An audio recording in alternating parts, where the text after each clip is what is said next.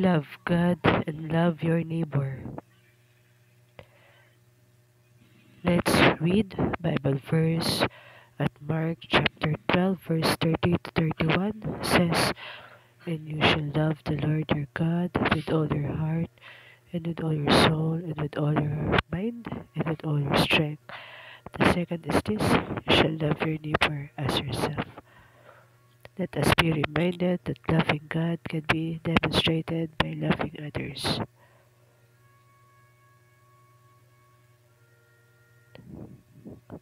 No matter how active we may be in the ministry, if we do so without love, then everything is meaningless.